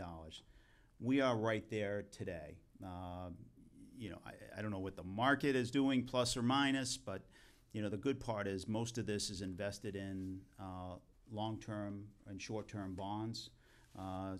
You know, and so as soon as the bonds are exercised and they come up, then the money becomes available to the town. So it is invested in a very extremely conservative instruments, yet at the same time, it's supposed to be. It's there for an emergency. So we have talked about utilizing this fund at fall town meeting as an additional funding source, at most $50,000, which would be part of the interest. It would still grow, excluding the 50,000. But we're not even sure that this year it's going to be needed, because we're working aggressively on healthcare, trying to get that down to a manageable number. We're having some success with that, so it appears that we'll be able to get it all done without accessing these funds. So that's a real positive. It adds to pushing out the issue to 2025, 2024, 2025. So assuming all the other factors in the long-term forecast come into play as expected. So this simply clarifies what was somewhat confusing in the original stabilization fund. The new stabilization fund would, I thought there was a 2 and 3.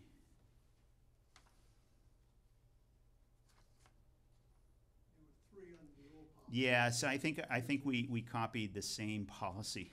The original policy had 3 issues, 1, 2, and 3. This one has 2, so I think we just made a little bit of an error here. But the bottom line is it clarifies, because the second issue was to use excess stabilization fund beyond the 8% of the budget minus debt exclusion debt for capital, and the other one was to use beyond 8% minus debt exclusion debt for operating expenses.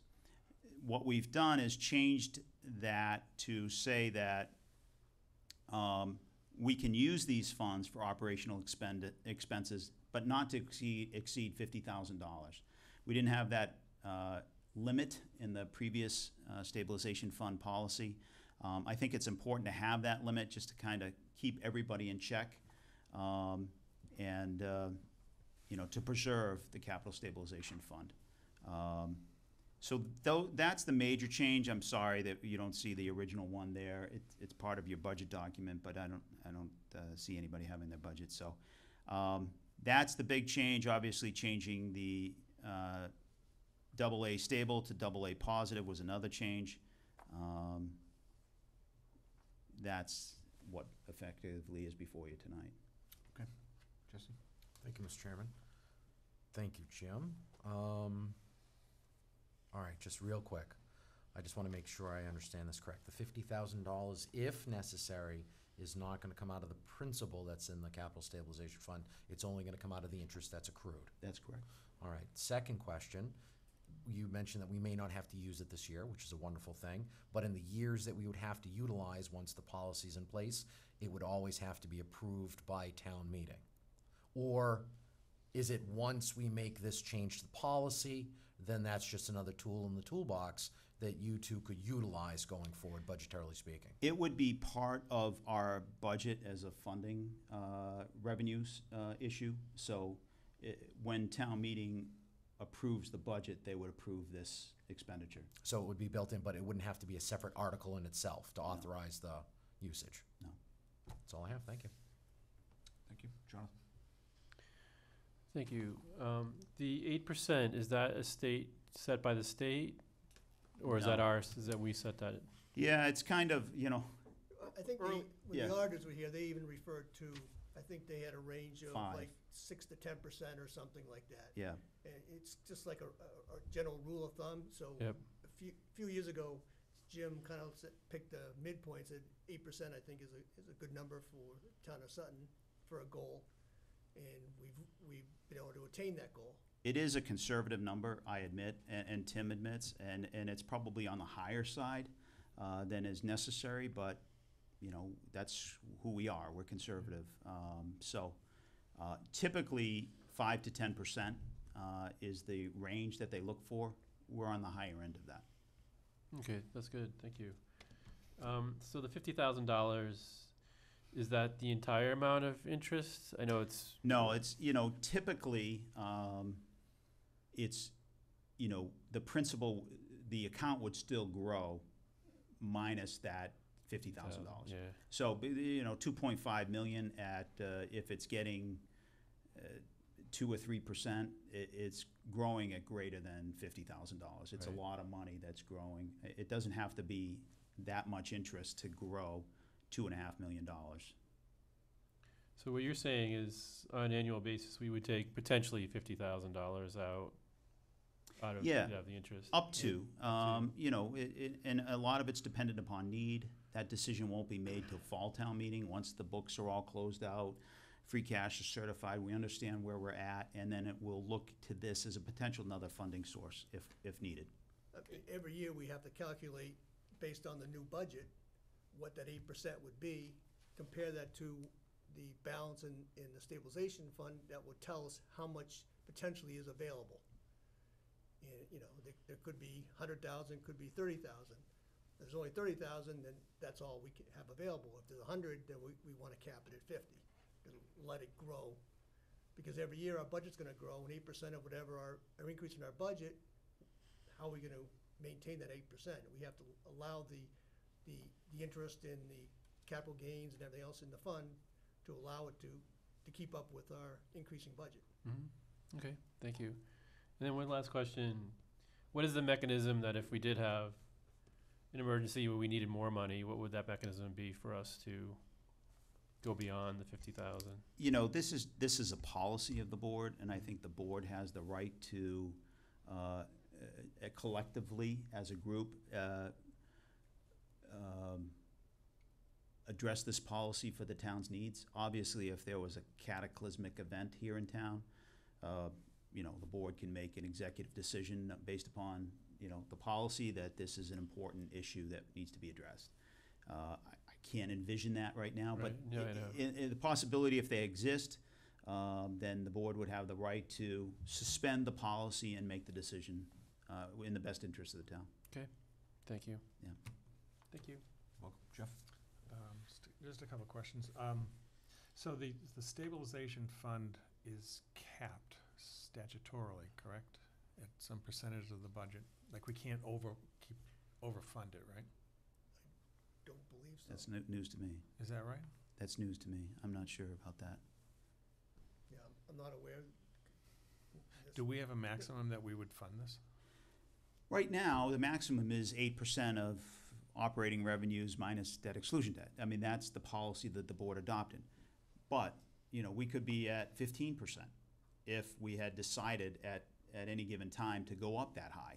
Right. We could have 4 million in there, if the board made that decision that that's where you would like our stabilization fund to be at. Okay. In fact, the state's allowed communities to have multiple stabilization funds. So Right, really, I was thinking probably on revolving funds. so really, It's you capped. know, Those That's are capped. Okay. really, I mean, we have 3 separate stabilization funds. You add them all together, we're well over the 2.5 million. Right, and I think that's when they talked, when they were in last, was it The last meeting? auditors, Yeah, and they talked about our. Unreserved fund balance. Right, It's, because we had all the different stabilization funds. So we also talked about the 50,000 that was gonna be used in the budget as a funding source. And my thought back then, at that meeting, was that it would be good to continue to use that as a funding source on an ongoing basis, rather than what has traditionally been taking funds from the stabilization fund has been like the third rail. You don't want to do that. right. If we don't do it this year and we're kind of sporadically doing it here and there, does that impact our bond rate? Well, not immediately on the bond rating, but is that a? No, I don't think so. The fact is, we've got a solid policy that's backed up by the actions of the board. And, we will utilize it when we feel we need it. But it's, if we decide that we don't need it this year, then we're not gonna tap it. We're gonna allow it to continue to grow. This year, who knows what's gonna happen with the markets? They're up and then now they're down 6,000, then they were up 1,000, who knows what's gonna happen? Yeah. So it's nice to be in the position of not having to touch it and let it continue to accrue. But it won't be, we're gonna use it this year, we're not gonna use it that year. You know, Right. once we tap it and start utilizing it, assuming we're still within the, you know, the policy Yep. number of 8%, we'll continue to utilize it. Thank you. Yeah, my question is really follow up on that same thought. So,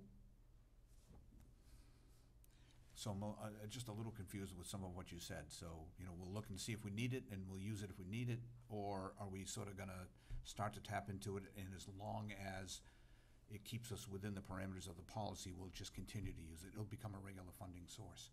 It could become a regular funding source. I guess from my perspective, as long as it's growing enough to keep us at the 8% level, then we ought to take whatever we can via the policy so that we're, you know, it's preserving free cash. It's just growing in your free cash and it becomes available to use. I think my concern is this year might be interesting with the market. If the Yep. market is down so much, and if it continues to go down, then I don't know that we'll be at 8% minus debt exclusion debt. Yep. So we might be shy of the goal, which means taking $50,000 out is kind of irresponsible, unless it's a you know, a desperate need. Yep. So, you know, we'll have to see what the market does and everything else, and, you know, we'll revisit this at fall town meeting. And generally, how is this money invested? Is it aggressively No, invested the or state very? does not allow stabilization money, general stabilization money to be invested aggressively. It's conservative. They have a list of companies that that can be invested in, plus, you know, the bond funds. So it's totally different than the Like the OPEB. OPEB fund, which is a long-term fund anyway, Which right? we're allowed to invest aggressively. Stabilization, you cannot. Yeah, that makes sense. But So even that, we're at, you know, moderate, the OPEB fund. We're not aggressive. Yeah. But the stabilization fund is less volatile because of that. Yes. But nonetheless, there's some volatility, so, okay, I think I got it. Any further questions? All right. Motion? Mr. Chairman, I make a motion to approve the updated stabilization fund policy. Second. Motion and a second. Any further discussion? All in favor? Aye. Aye. It's 4-0. Tim, thank you very much. Thanks, Tim. All right, we're up to the town manager's update. Thank you, Mr. Chairman. I will try to fly through this. Sewer project, we are currently planning on presenting the sewer project at the next Select Board's meeting on March 24th. We'd like to have on-site engineering as well as McClure Engineering, who's digging the test well, in attendance. The whole team will also present to the Finance Committee on, right now, that final date is up in the air. It's scheduled right now for Wednesday, April 1st. The problem with that is the Finance Committee, the planning public hearing isn't being held until Monday, April 6th. So it's kind of putting the cart before the horse in that situation, where the last night is the school department and all planning articles, and the planning department has 5 or 6 articles that they're gonna add to the warrant. So that all needs to take place. So right now, I'm in the process of working with the school department and the Finance Committee to see if we can reschedule the 1st to the 8th of April. The Special Education Stabilization Fund policy, we will be presenting at the next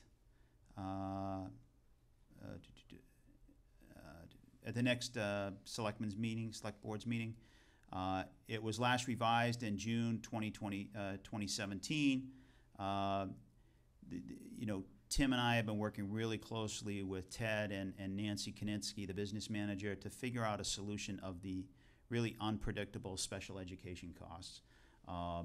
We won't have to tap it this year, but we want to establish a plan to go forward in 2022, I guess, They will use school choice funds and some other reserves to deal with the overages on the special education account this year. But next year, we will need a plan in place to go forward if we have overages.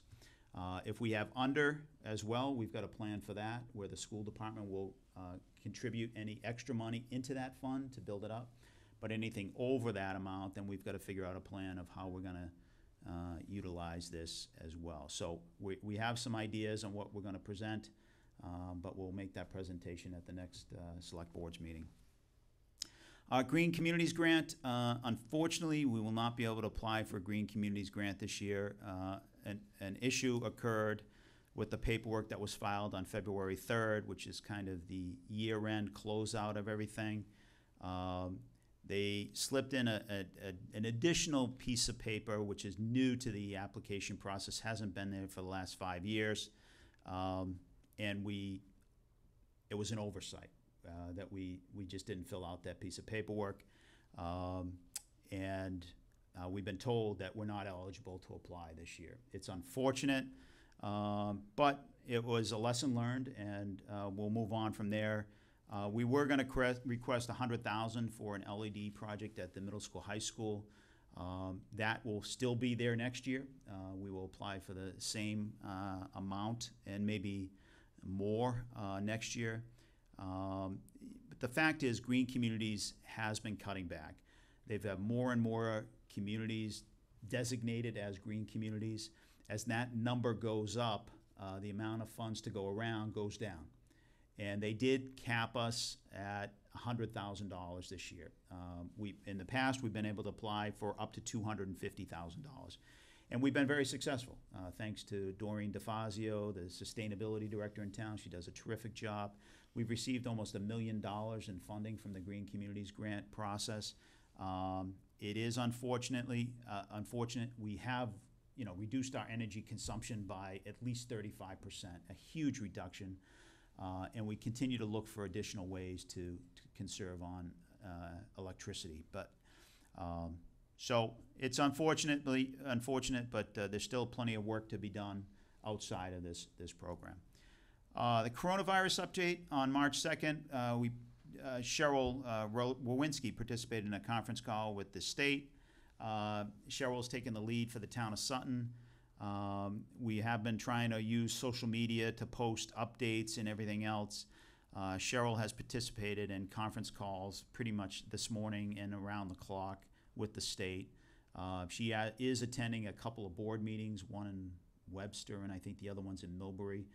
As the IMA, she is the public health nurse for those communities. So she's available if the board would like her to come up and present on this issue. Right now, we're sort of in a wait and hold status as a town, kind of waiting for where this is going. But we're encouraging everybody to use personal health measures that they would use in any cold and flu season. Washing your hands, be careful about shaking hands and using Purell and other types of, don't wipe your face with your fingers or your eyes or your nose or anything else. And there are typical measures that Cheryl is recommending to all communities that just public awareness around the cold and flu season, which is similar to coronavirus. Coronavirus, as you all know, typically affects people older, over 60, generally immunocompromised, that have issues, prior health issues prior to getting sickness. No different than the flu. The flu typically affects older people and people that have prior health conditions before getting sick. The one good news is that it has relatively minor effects on children. That's the one issue that has been reported and through health sources out there. So that's the good news. Gear washer extractor grant. The town of Sutton was awarded an additional grant that provides the third gear washer in the town of Sutton. We have one now, as soon as we receive this, in every fire station in the town, 1, 2, and 3. the 3 machines will effectively clean firefighter turnout gear that has been exposed to hazardous materials. So it's really caring about what the fire department wears and maintaining that. So we've got 3 washers. Our next grant is apply for a dryer, and then we're good to go. But thanks to the chief as well as some of the firefighters that were very involved with this grant. So we appreciate that. Early voting, there were 336 individuals that voted early, and reminders on the town election, town meeting, and the road race. That's all I have. Oh, one other thing, Mr. Chairman. The Beehive, you've seen a lot of activity around that situation over the last couple days. They have been busy redirecting the water from the well from underneath the existing Beehive building over to the center store location. That's underway. I would assume it would be done in the next day or 2. DEP will then come out and test it, make sure everything's okay with it. At that point, the well underneath the building will be decommissioned, and then it makes the Beehive ready to be demolished. So it's been a long time coming, and the board has made this as a priority to get this resolved, and it should be resolved shortly. Great. Before I pass it on to Jesse, and I hate to throw a curveball at you, but can you give us a quick update on the brush fire from yesterday? Sure, I'm sorry. There was a brush fire yesterday. It started about 12:30 p.m. on 146 between exit 6 and 7. Approximately 30 acres were involved. The fire department was out there from 12:30 till about 9:30 in the evening. It's difficult to find every last bit of a brush fire as it spreads. Approximately 25 to 30 acres were involved. It went out to almost the transmission lines, the Tennessee transmission lines, natural gas. It went through a fence. It was just very difficult, challenging to contain. We had a number of departments responding in mutual aid. Very often we respond in mutual aid. It was nice to be on the receiving end of that. No additional cost to the town, but tremendous thanks goes out to all the departments that responded. Leicester covered the center station. Millville was down in Station 2. So we did get outstanding response from all communities, even out in the western part of the state. Great response. So, thank you. Awesome. Thank you. Sure. Jesse? Thank you, Mr. Chairman. Jim, excellent update. I'm just going to touch upon a couple of them. First off, I'd just like to remind the community that we've been involved with the Green Communities Grant Project going back to Mike Chizzy. This is part of his vision.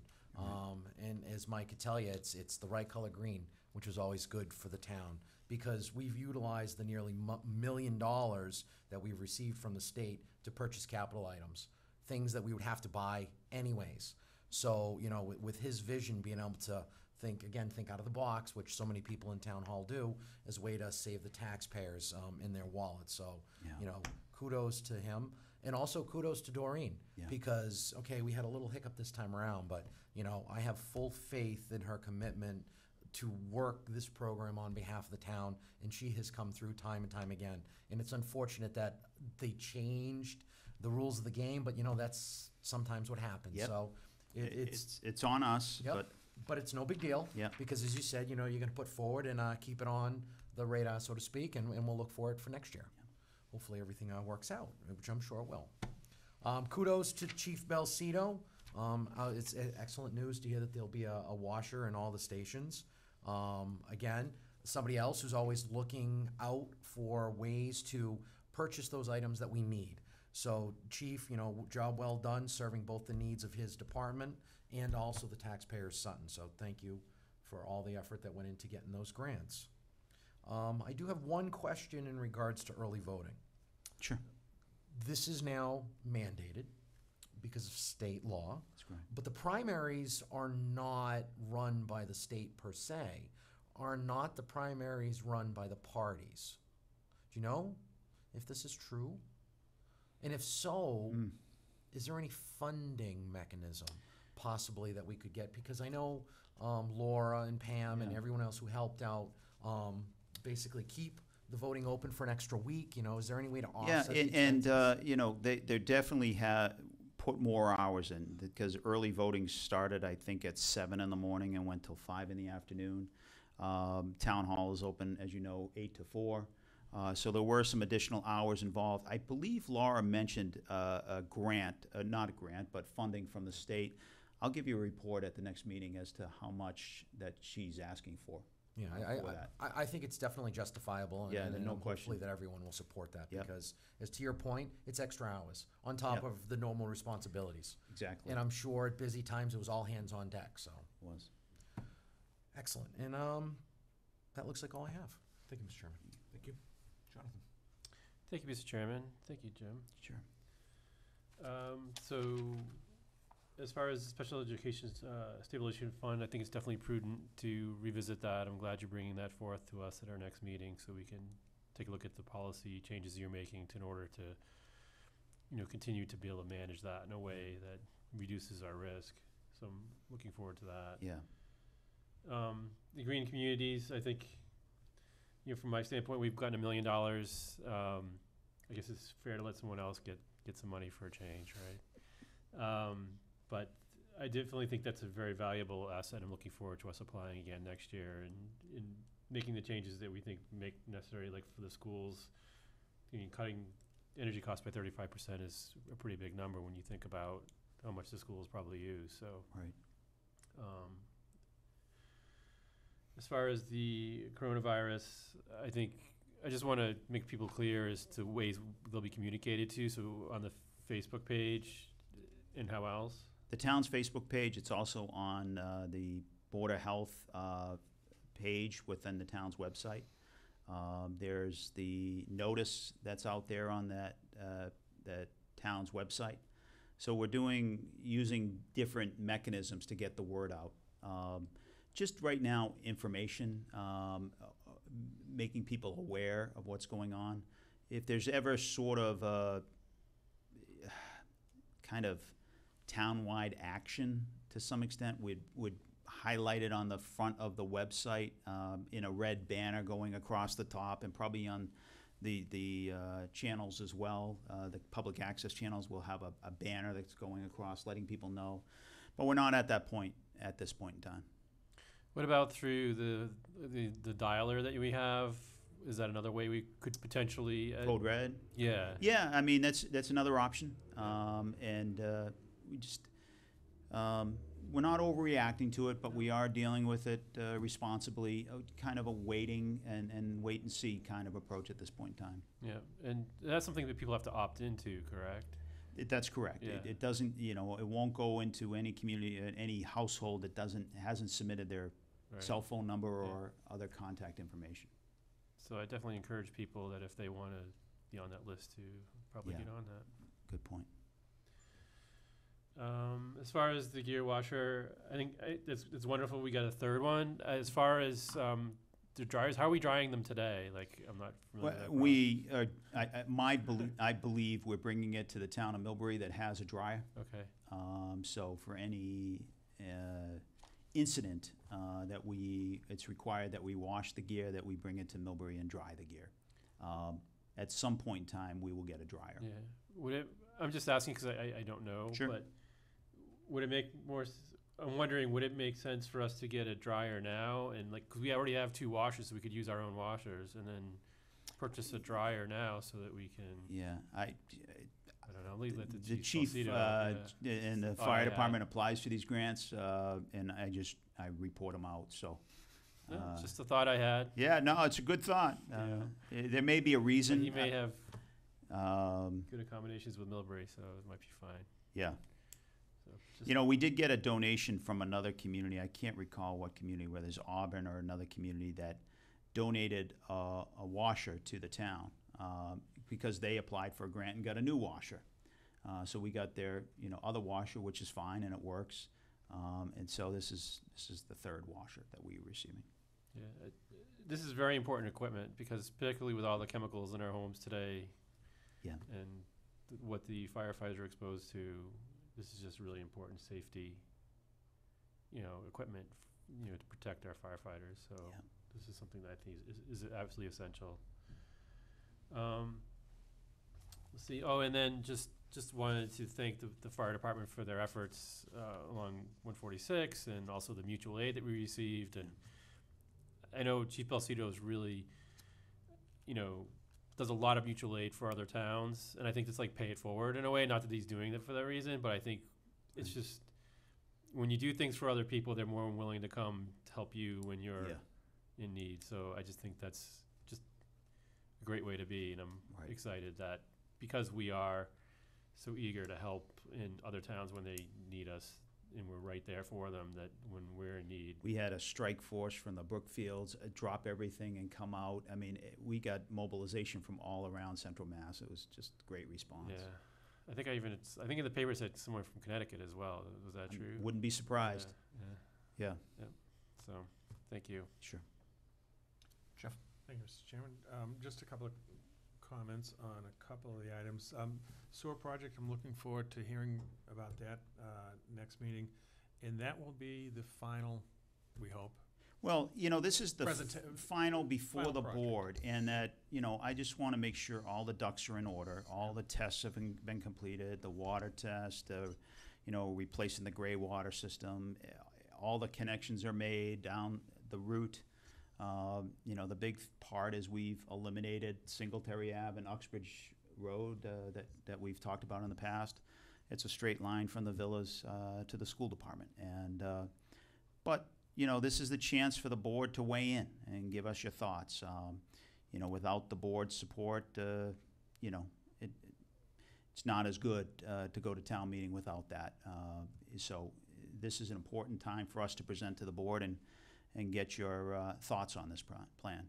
It won't become an issue that the board will vote on until you approve the town meeting warrant, which is the second meeting in April. So this is, presented before. Get your thoughts. If there's anything additional that we need to add, we'll make note of that.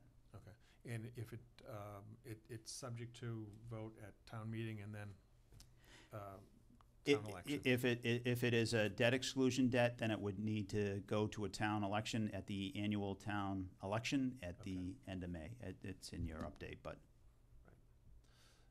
And really, the only other thing I had to add or had questions on the update was on the coronavirus update. And thank you, first of all, to Cheryl for what she's done and is continuing to do. My question, I guess, is on the schools.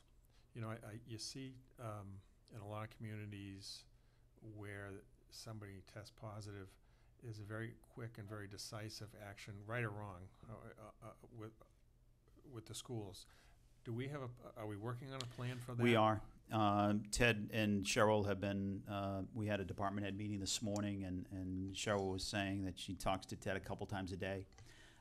They are currently cleaning the classrooms on a nightly basis, using a spray washer to kind of decontaminate any potential. It's all a precaution at this point in time.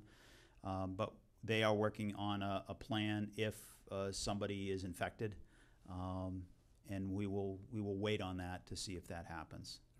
Okay. And do we have any involvement in any kind of decision for that, or is that a school department thing? Is that your department, or? Ted and I are very close. We are partners in this, so we will work together on the plan, and the board will be notified before the public is notified, and making sure that this is the plan and this is what we're thinking of doing. The state, the governor just had a press conference this afternoon and announced what the state is doing.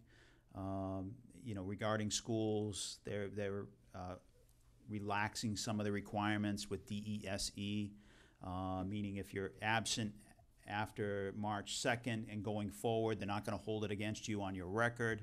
They've made a number of decisions regarding education. And so they understand the severity of this, and we're sort of in a wait and see right now. Okay, but the decision will be either you and/or Ted Friend, and it's not under our direct jurisdiction here too, that we have to. You know, the approve school anything? committee may have a role in that. Ted answers to the school committee, so the school committee might have to approve that. But I don't see a role for the Board of Selectmen, other than, obviously, you'll be involved, through my interaction. You folks will know exactly what's going on in the Okay. plan and, you know, participate in that process. That's all I have. Thank you. Sure. Thank you. So on that same topic, I guess the schools were, where I was thinking about as well. Do we think that in the case of an actual reported case inside the school, that the type of cleaning that we're doing would be adequate, or would we have to go outside and find a more comprehensive cleaning solution? Or maybe we just don't know that yet. I don't know the answer to that. It may be, I'm not exactly sure.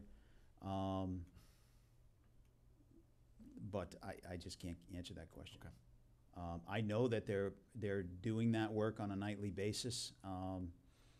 Whether that's good enough to prevent the spread, you know, if anybody is presumed positive, then they are quarantined. But then you've got to go who they've been in touch with or contact with, and you know, there's a line of you know, a line of connections that you need to go through. Yeah, in other communities, they've actually shut the school down typically just for a day, and they talk about some of the cleaning. Some and then, communities have shut down the schools for a week to try to let the whole thing pass by, and you know, I don't know that it's going to pass by in a week. It'll probably take, you know, I don't know how long it's going to take for the whole thing to hit its peak and then start to decline. But that's, you know, every community's making different decisions, and right now, you know, Cheryl's going to a number of board meetings because nobody knows what they're going to do. Yep. They're kind of just wanting more information. Okay, Can I just ask a question around that? please. So as far as if there is an extended outage, does the school have a plan in place? Like, I know in some communities they're doing school like remotely where kids will be from home. I don't know how much capacity we have in that, but has there been any thoughts around? Yeah, I don't know that we have the ability to do homeschooling in Sutton. I don't believe we have that capability. So, you know, I'd have to defer to the superintendent it's just- and get his ideas on this. Where I've seen that has all been colleges. I don't know if there's. I think there's some districts that are doing it as well. Yeah. Well, Like you know, I Arlington, I know, believe is one. Harvard is closed or is closing, and they're going to do all extended learning. Yeah. I know in the remotely. colleges definitely. Amherst, Yep. I know the colleges, but I've also heard some high schools. high schools as Yeah. well. So I was just wondering. Yeah, they may. I'd have to give you an update Yeah. on that. I just feel compelled to add to the green communities discussion, you know, how well we have done over the years, tying together the comments you both made, you know, spending money that we otherwise would have had to spend on our own, and not only saving that money, but then saving all the electricity costs that we've been able to improve upon. And that's all great work from Doreen, so, you know, No question. kudos to her. And yeah, it's absolutely true. We've really benefited tremendously from this fund, so, if at some point the state cuts back a little bit for a town like us, because we have been able to benefit in the past, it's, You know, Unfortunate, Doreen but is, understandable. beyond the green communities, is busy in so many other Sure. areas. The aggregation process where she's working with Constellation New Energy, formerly Agera, and dealing with the whole contract, dealing with the LED lights or the lights on Gilmore Drive, dealing with the MVP grant process. So she's got more than enough to keep her busy. and as Jesse says, whenever we see her, it's always good news. It's always saving us the right kind of Yeah, green. that's right. And just quickly, I want to just thank everybody in the regular voting process, because it always just goes so smoothly. You know, I always worry at the schools that there's just be sort of interference with students and parking and all that stuff, and it just never happens. It always just works. So, Yeah. and I'm going to speak for Jesse a little bit. I like to go to the school and actually vote and see my polling people. Same here. I Yeah. did the same. All right, that's all I have for the update. Thank you, Jim. Thank you. Announcements, roundtable, and correspondence. Jesse? I have a couple, but I'll be quick. First off, I have to thank the Knights of Columbus for the fish fry. Obviously, for those of us of faith, we are in the Lenten season, but whether you are Christian or Jewish or non-denominational, the Knights of Columbus at St. Mark's every Friday night's doing fish fry, and if you don't want to cook on Friday night, oh, it's been fantastic. So thank you to all the men and women that's been involved in that. Speaking of St. Mark's, I'd also like to thank them. Last week I did the annual drop-off at the food pantry. Once again, my truck was full, so thank you for our community, or at least the church community's generosity. This month is March, which means it's March for Meals. Traditionally, what I do is I do a ride-along for Meals on Wheels the first week that I'm available in terms of my spring break. Unfortunately, I've had to postpone that until next week, but Michelle Saucier down at the Senior Center is doing extra fundraising in support of the Meals on Wheels program. And if you're not knowledgeable of the Meals on Wheels program, essentially what you do is you have volunteers that take meals to check in on homebound seniors. So it's an excellent program that's run out of our Senior Center. It serves seniors not only in Sutton, but there's some in Whitensville and there's some in Douglas as well. So if you are in the neighborhood of the Senior Center when they're open, stop in, and if you want to make a little donation or two to help out, I'm sure Michelle Saucier would definitely be appreciative. And I'll give an update when I go out on my ride for the next meeting. Also, Thursday, I'm going to be participating in a Eagle Scout board. So again, I'll bring an update on how that goes. And last but not least, even though Jonathan had mentioned it, I'd like to thank the fire department. The vast majority are volunteers on call. And also other departments in the areas are similar. So the fact that we were able to have such a high turnout with mutual aid, I mean, that's just a wonderful thing. So thank you, Chief. Thank you to everyone who helped out and got that fire out as quickly and as safely as possible. Yeah. And lastly, I do have a food pantry update. Spinach, canned spinach, rather, tuna helper, white rice, raisins, chicken broth, beef broth, canned chicken, the detergents, laundry detergent, dish soap, extra cleaning supplies that might also be helpful in terms of sprays and so forth. Barbecue sauce and razors, men's and women's. And that's all I have. Do you know if she posts that list on her website? She does. Sometimes she communicates it. I think it does get up onto the town channel. Okay. I know she does share it a lot with she shares it with St. Mark's. She shares it with the First Congregational Church. So, Okay. yeah, there's ways to get in touch in terms of what exactly she's looking for. Great, thank you. Yep. Jonathan? I have no updates. Just on that subject, I was with my wife at BJ's sometime last week or whenever, which is usually where we go for that. And I was able to check the website from there, so they did have the list up to date. So the only other announcement I guess I like to make is next Tuesday, I think, is the Finance Committee meeting, first public hearing. That's correct.